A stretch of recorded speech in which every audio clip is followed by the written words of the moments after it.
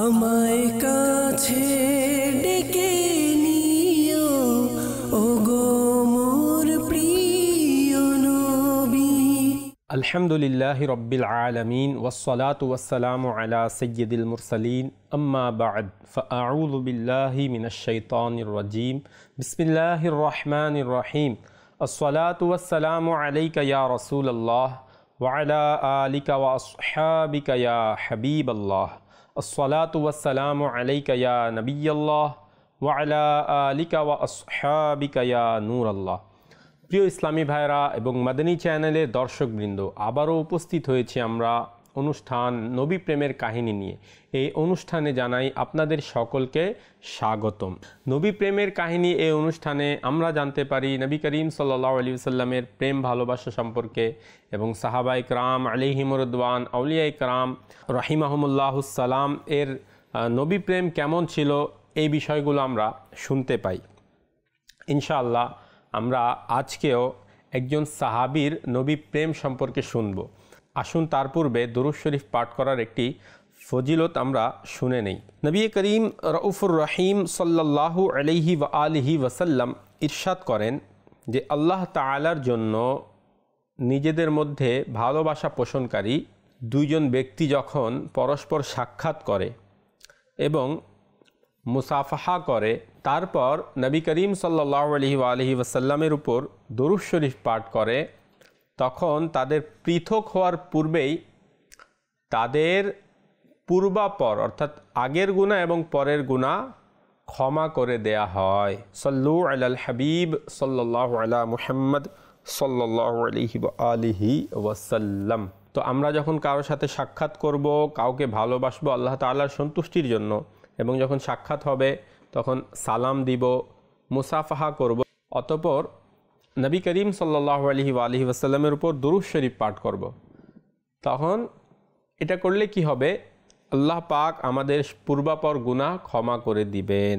আল্লাহ পাক আমাদের সকলকে এর উপর আমল করার তৌফিক দান করুন। আমিন বিজাহিন নবিয়্যিল আমিন সাল্লাল্লাহু আলাইহি ওয়া আলিহি ওয়াসাল্লাম। প্রিয় মাদানী চ্যানেলের দর্শকবৃন্দ, আমরা ধারাবাহিকভাবে এক একজন সাহাবীর নবী প্রেম সম্পর্কে শুনছি। বিগত পর্বগুলোতে আমরা হজরতে সিদ্দিক আকবর, ফারুক আজম, ওসমান গনি, মাওলা আলী এবং হজরতে তলহা ইবনে উবাইদুল্লাহ রাদিয়াল্লাহু তাআলা আনহুম আজমাইন এর নবী প্রেম সম্পর্কে শুনেছি। ইনশাআল্লাহ আজকে আমরা হজরতে জুবাইর ইবনে আওয়াম রাদিয়াল্লাহু তাআলা আনহুর নবী প্রেম সম্পর্কে শুনব।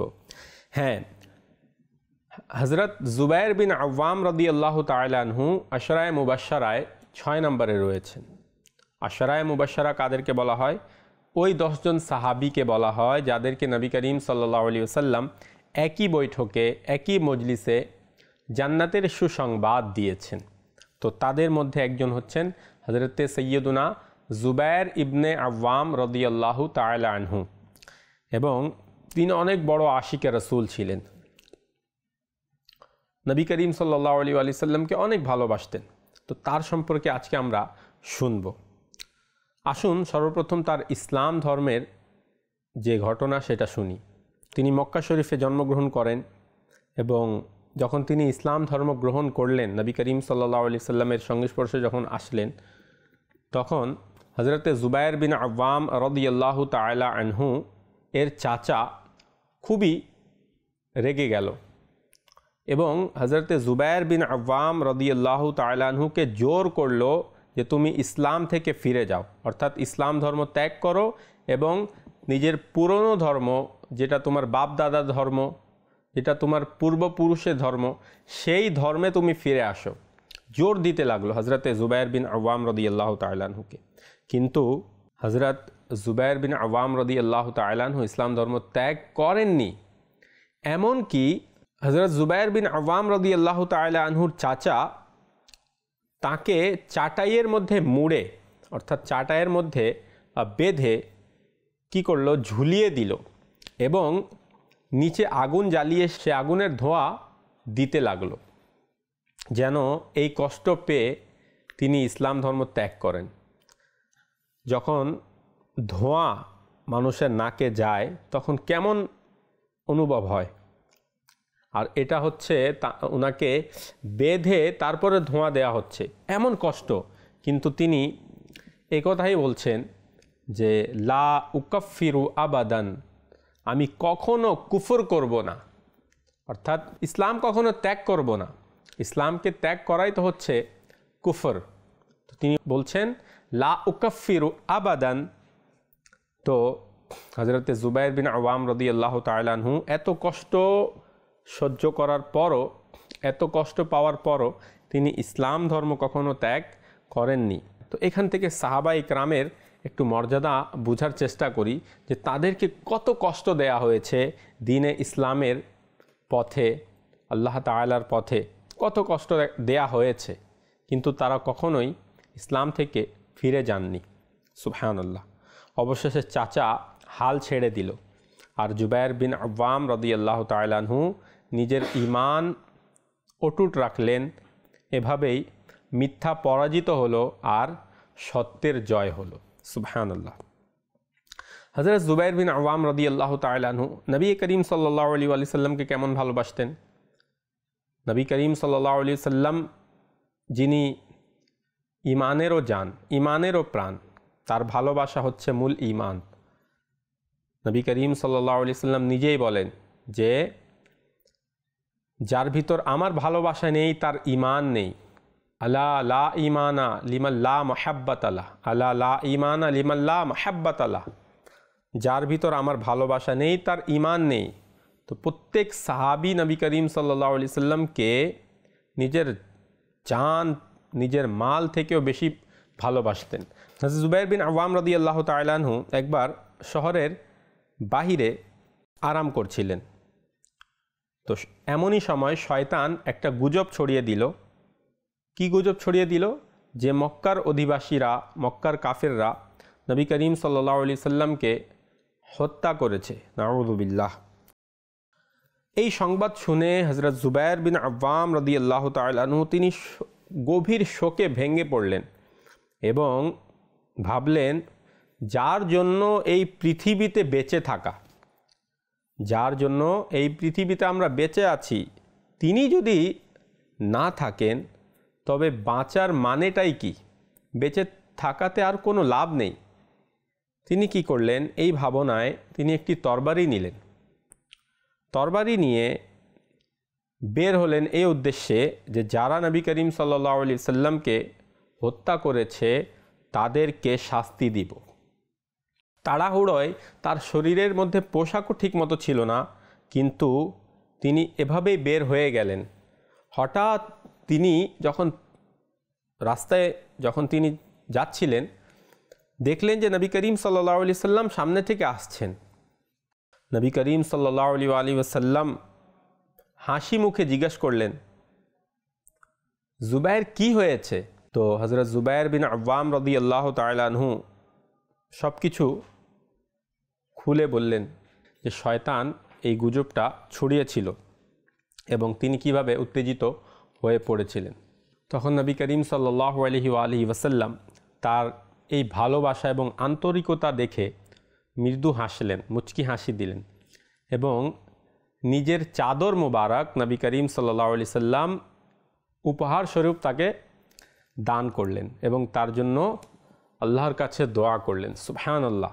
নবী করিম সাল্লাল্লাহু আলাইহি সাল্লামের চাদর মোবারকও পেয়ে গেলেন আর দোয়াও পেয়ে গেলেন, যেই দোয়ার ব্যাপারে এসেছে যে ইজাবত কা সেহরা, ইনায়ত কা জোড়া, দুলহন বন কি নিকলি দোয়ায়ে মোহাম্মদ। অর্থাৎ নবী করিম সাল্লাল্লাহু আলাইহি সাল্লাম যেই দোয়াই করতেন আল্লাহ তাআলার দরবারে সেটা কবুল হয়ে যেত।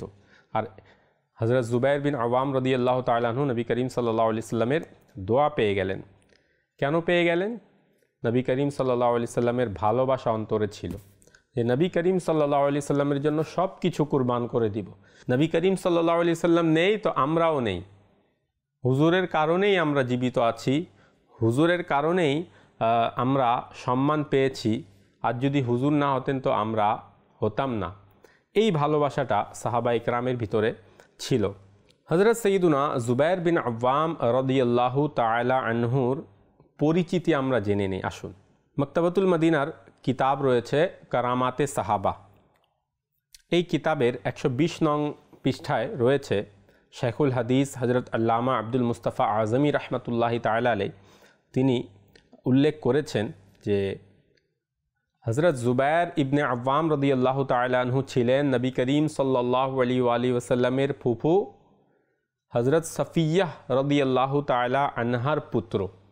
নবী করিম সাল্লাল্লাহু আলাইহি ওয়াসাল্লামের কত নিকট আত্মীয়, তাই তিনি নবী করিম সাল্লাল্লাহু আলাইহি ওয়াসাল্লামের ফুফাতো ভাই হয়ে গেলেন। এছাড়াও হজরত জুবায়ের বিন আওয়াম রাদিয়াল্লাহু তাআলা আনহু ছিলেন হজরত খাদিজা রাদিয়াল্লাহু তাআলা আনহার ভাতিজা, এদিক দিয়েও আত্মীয়তা, এবং হজরত আবু বকর সিদ্দিক রাদিয়াল্লাহু তাআলা আনহুর জামাতা, এদিক থেকেও একটা আত্মীয়তা। হজরত জুবায়ের বিন আওয়াম রাদিয়াল্লাহু তাআলা আনহু সেই 10 জনের অন্তর্ভুক্ত যাদেরকে নবী করিম সাল্লাল্লাহু আলাইহি ওয়াসাল্লাম জান্নাতের সুসংবাদ দান করেছেন। এ কারণেই ওই সাহাবীদেরকে কি বলা হয়? আশারায়ে মুবাশশারা। এবং আমাদের সবাইকে এই আশারায়ে মুবাশশারাতে যেই সাহাবায়ে কেরামগণ রয়েছেন তাদের নাম জেনে রাখা উচিত। হজরত জুবায়ের বিন আওয়াম রাদিয়াল্লাহু তাআলা আনহু এর ব্যাপারে হজরত আবদুল্লাহ বিন জুবায়ের অর্থাৎ তার সন্তান আবদুল্লাহ বিন জুবায়ের রাদিয়াল্লাহু তাআলা আনহু তিনি বর্ণনা করেন যে একবার আমার পিতা হজরত জুবায়ের বিন আওয়াম রাদিয়াল্লাহু তাআলা আনহু বললেন যে হে আমার প্রিয় সন্তান, আমার এবং নবী করিম সাল্লাল্লাহু আলাইহি ওয়াসাল্লামের মধ্যে রক্তের ও পারিবারিক সম্পর্ক রয়েছে, রক্তের সম্পর্ক আছে, পারিবারিক সম্পর্কও আছে, আত্মীয়তা আছে।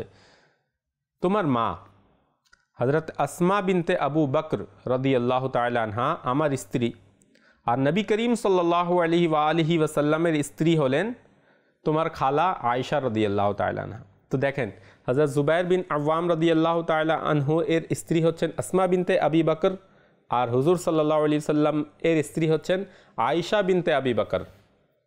তো এই দিক থেকেও একটা সম্পর্ক আছে। আর হজরত জুবায়ের বিন আওয়াম রাদিয়াল্লাহু তাআলা আনহু বলেন যে আমার পিতা আওয়াম এর ফুফু উম্মে হাবিবা বিনতে আসাদ ছিলেন নবী করিম সাল্লাল্লাহু আলাইহি ওয়াসাল্লামের মা হজরতে আমিনা রাদিয়াল্লাহু তাআলা আনহার নানি, এদিক থেকেও একটা সম্পর্ক। তারপর বলেন যে আমার মা হজরত জুবায়ের বিন আওয়াম রাদিয়াল্লাহু তাআলা আনহু বলেন যে আমার মা হজরতে সফিয়া বিনতে আব্দুল মুত্তালিব ছিলেন নবী করিম সাল্লাল্লাহু আলাইহি ওয়াসাল্লামের ফুফু, আর নবী করিম সাল্লাল্লাহু আলাইহি ওয়াসাল্লামের মা হজরতে আমিনা বিনতে ওয়াহাব রাদিয়াল্লাহু আনহা এবং আমার নানি ছিলেন চাচাতো বোন। আর নবী করিম সাল্লাল্লাহু আলাইহি ওয়াসাল্লামের স্ত্রী হজরত খাদিজাতুল কুবরা রাদিয়াল্লাহু তাআলা আনহা ছিলেন আমার ফুফু। এভাবে হজরতে জুবায়ের বিন আওয়াম রাদিয়াল্লাহু তাআলা আনহু নিজেই তার এবং নবী করিম সাল্লাল্লাহু আলাইহি ওয়াসাল্লামের মধ্যে থাকা গভীর পারিবারিক সম্পর্কের বিস্তারিত বর্ণনা দিয়েছেন, যা তার মর্যাদা ও ঘনিষ্ঠতার উজ্জ্বল প্রমাণ। হজরতে সৈয়দুনা জুবায়ের বিন আওয়াম রাদিয়াল্লাহু তাআলা আনহুর শারীরিক বর্ণনাও আমরা জেনে নেই, যে সাহাবা ইকরামের জীবনচরিত জানার পাশাপাশি তাদের চেহারা, তাদের গঠন এর সম্পর্কে জানাও এটা ইসলামিক ইতিহাসের একটা মূল্যবান অংশ। আমাদের জানা উচিত যে কোন সাহাবা ইকরামের শারীরিক ধরন, শারীরিক গঠন কেমন ছিল। বিশেষ করে আশরায়ে মুবাশশারায় যে সাহাবা ইকরামগণ রয়েছেন তাদের বর্ণনা জানা এটা তো বরকতের কারণ। হজরত জুবায়ের বিন আওয়াম রাদিয়াল্লাহু তাআলা আনহুর চোখ ছিল নীলচে রঙের, কাঁধ কিছুটা নমিত ছিল, কিছুটা ঝুঁকে ছিল, আর চুল ছিল খুব ঘন, আর গাল ও দাড়ি ছিল হালকা। গায়ের রং ছিল গম, আর এক বর্ণনা রয়েছে গায়ের রং ছিল ফর্সা। উচ্চতা ছিল লম্বা, এমনকি যখন তিনি কোনো আরোহণ করতেন, কোনো প্রাণীতে চড়তেন, তখন তার পা মাটিতে ছুঁয়ে যেত। তিনি এতই লম্বা ছিলেন এবং চুল ছিল লম্বা। হজরত উরওয়া বিন জুবায়ের তিনি হচ্ছেন হজরত জুবায়ের রাদিয়াল্লাহু তাআলা আনহুর ছেলে। উরওয়া বিন জুবায়ের রাদিয়াল্লাহু আনহু বলেন যে শিশুকালে আমি আমার পিতার কাঁধে থাকা লম্বা চুল ধরে ঝুলে যেতাম। কেমন চুল ছিল? মজবুত এবং লম্বা চুল ছিল। আর আশ্চর্যের বিষয় হচ্ছে যে হজরত জুবায়ের রাদিয়াল্লাহু তাআলা আনহুর চুল মৃত্যুর আগ পর্যন্ত কখনো সম্পূর্ণ সাদা হয়নি। সুবহানাল্লাহ। এবার আসুন হযরত জুবাইর রাদিয়াল্লাহু তাআলা আনহুর যে মাতা হযরত সাফিয়া রাদিয়াল্লাহু তাআলা আনহা, যিনি হুজুর সাল্লাল্লাহু আলাইহি ওয়া আলিহি ওয়াসাল্লামের ফুফু, আসুন তার ব্যাপারে শুনি। কেননা হযরতে সাফিয়া রাদিয়াল্লাহু তাআলা আনহা তিনি হযরত জুবাইর রাদিয়াল্লাহু তাআলা আনহু লালন পালন করেছেন একাই। কেননা বাবা হযরত জুবাইর রাদিয়াল্লাহু তাআলা আনহুর যিনি বাবা ছিলেন, তিনি হযরত জুবাইর রাদিয়াল্লাহু তাআলা আনহু যখন ছোট ছিলেন তখনই তার ইন্তেকাল হয়ে যায়। তো তিনি একাই বাবা মা দুইজনেরই দায়িত্ব পালন করেছেন। যখন খন্দকের যুদ্ধ সংঘটিত হয় তখন রাসূলুল্লাহ সাল্লাল্লাহু আলাইহি ওয়া আলিহি ওয়াসাল্লাম মক্কার কাফেরদের মোকাবেলায় যুদ্ধের উদ্দেশ্যে বের হন। তখন তিনি নিজ স্ত্রীগণ এবং নিজের ফুফু হযরত সৈয়দা সাফিয়া রাদিয়াল্লাহু তাআলা আনহাকে একটি উঁচু ও নিরাপদ ঘরে স্থানান্তর করেন এবং তাদের নিরাপত্তার দায়িত্ব দেন হযরতে হাসান বিন সাবিত রাদিয়াল্লাহু তাআলা আনহুর হাতে। কিন্তু কিছু ইহুদি খবর পেয়ে সুযোগের অপব্যবহার করতে চাইল এবং তাদের মধ্যে এক ব্যক্তি গোপনে পরিস্থিতি বুঝার জন্য ঘরে উকি মারতে লাগলো। যেই ঘরে সম্মানিত স্ত্রীগণ রয়েছেন, হুজুর সাল্লাল্লাহু আলাইহি ওয়াসাল্লামের ফুফু রয়েছেন, সেই ঘরে উকি মারতে লাগলো। তো এটা হযরত সাফিয়া রাদিয়াল্লাহু তাআলা আনহা দেখে নিলেন এবং হযরতে হাসান বিন সাবিত রাদিয়াল্লাহু তাআলা আনহুকে বললেন যে আপনি এগিয়ে যান এবং ওই গুপ্তচরকে হত্যা করে দিন। তো হযরত হাসান বিন সাবিত রাদিয়াল্লাহু তাআলা আনহু উত্তর দিলেন যে আমি লড়াই করতে পারি না, যদি যুদ্ধ করার শক্তি থাকতো তাহলে নিশ্চয়ই নবী করিম সাল্লাল্লাহু আলাইহি ওয়া আলিহি ওয়াসাল্লামের পাশে ময়দানে থাকতাম। এই কথা শুনে হযরতে সাফিয়া রাদিয়াল্লাহু তাআলা আনহা নিজেই সামনে এগিয়ে গেলেন এবং সেই ইহুদিকে হত্যা করে তার মাথা দেহ থেকে বিচ্ছিন্ন করে দিলেন। এরপর তিনি হাসান বিন সাবিত রাদিয়াল্লাহু তাআলা আনহুকে বললেন যে এখন তার মাথা বাইরের দিকে ওই ইহুদিদের দিকে ছুঁড়ে মারুন। কিন্তু হযরত হাসান বিন সাবিত রাদিয়াল্লাহু তাআলা আনহু আবারও অস্বীকার করলেন। তখন হযরত সাফিয়া রাদিয়াল্লাহু তাআলা আনহা নিজেই তার মাথা, ওই ইহুদির মাথা বাড়ির বাইরের দিকে নিক্ষেপ করলেন। বাইরে থাকা অন্যান্য ইহুদিরা যখন তাদের সঙ্গীর এই পরিণতি দেখল তখন আতঙ্কে চিৎকার করতে করতে পালিয়ে গেল। বলল, আমরা তো ভেবেছিলাম যে ভেতরে কেবল নারীরাই আছে, তাদের রক্ষা করার মতো তো কেউ নেই, কিন্তু মনে হচ্ছে সেখানে রক্ষাকারীরাও উপস্থিত আছে। সুবহানাল্লাহ। এভাবে হযরত সৈয়দা সাফিয়া রাদিয়াল্লাহু তাআলা আনহা নিজের সাহস, ঈমান ও বুদ্ধিমত্তার এক অনন্য দৃষ্টান্ত স্থাপন করেন।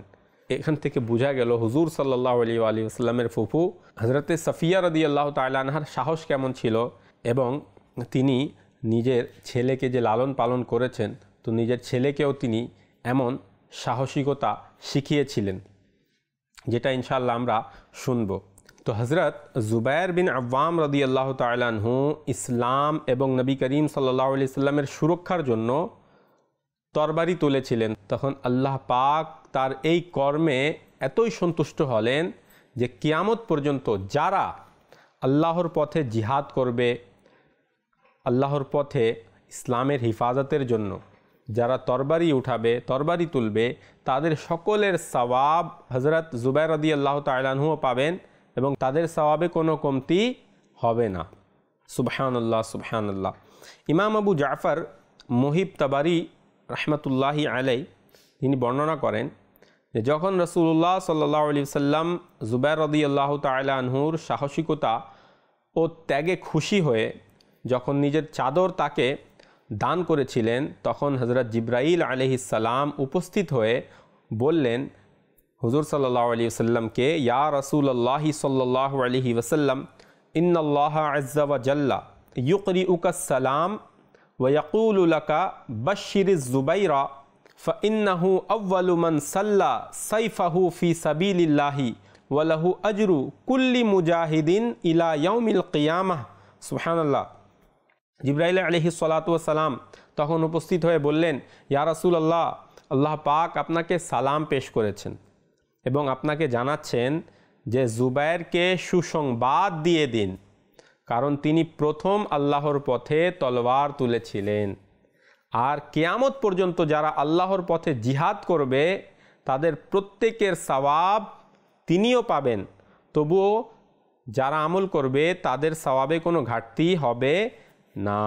সুবহানাল্লাহ। প্রিয় মাদিনী চ্যানেলের দর্শকবৃন্দ, হুজুর সাল্লাল্লাহু আলাইহি সাল্লামের সত্যিকারের ভালোবাসা এটা হচ্ছে প্রকৃত ঈমান।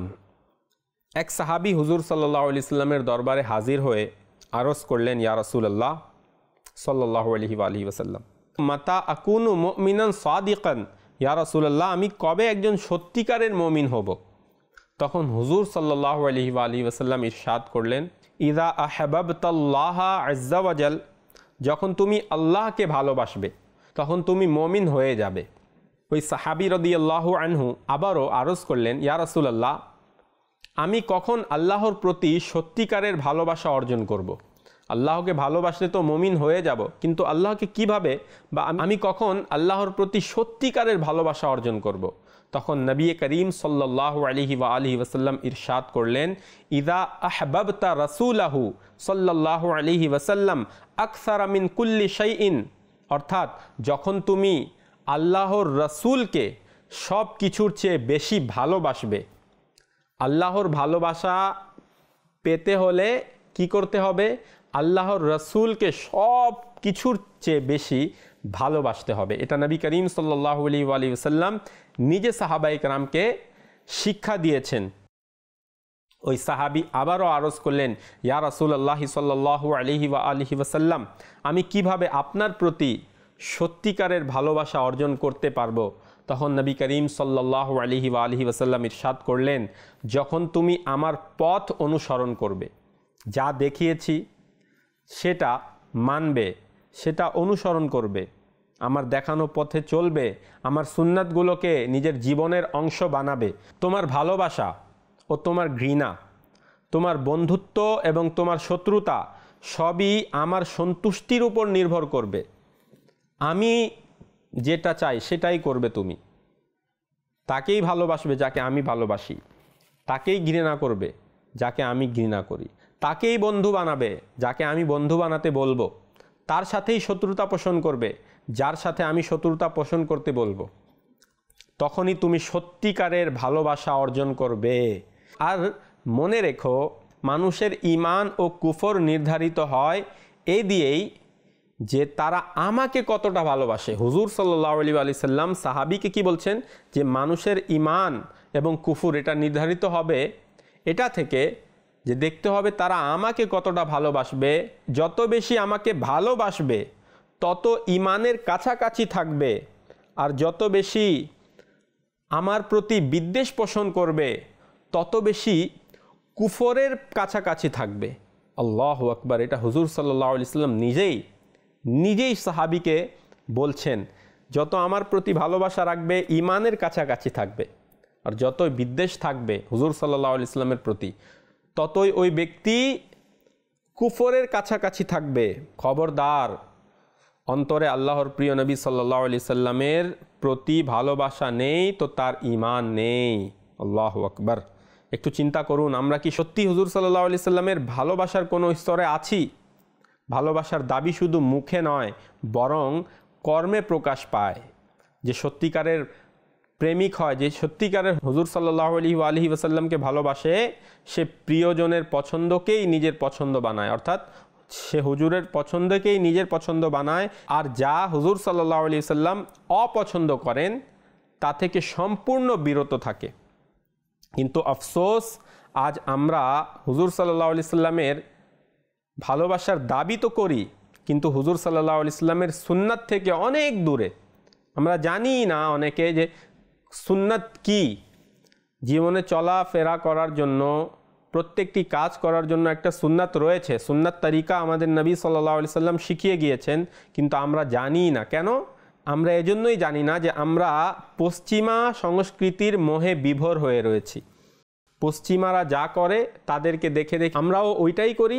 আমরা ভাবছি যে এটাই হচ্ছে এমন জিনিস যেটাকে অনুসরণ করা উচিত। নাউযুবিল্লাহ। আমরা ফরজ আদায় ভুলে গেছি, আমরা সুন্নাতে অবহেলা করছি আর দাবি করছি যে আমরা নবী প্রেমিক। তো প্রিয় মাদিনী চ্যানেলের দর্শকবৃন্দ, আমরা শুনছিলাম হযরত জুবাইর রাদিয়াল্লাহু তাআলা আনহুর নবী প্রেম, পাশাপাশি হুজুর সাল্লাল্লাহু আলাইহি ওয়াসাল্লামের ফরমানও আমরা শুনলাম যে হুজুর সাল্লাল্লাহু আলাইহি ওয়াসাল্লামকে কীভাবে ভালোবাসতে হবে। তো ইনশাআল্লাহ হযরত জুবাইর বিন আওয়াম রাদিয়াল্লাহু তাআলা আনহুর নবী প্রেম সম্পর্কে ইনশাআল্লাহ আমরা আগামী পর্বেও শুনব।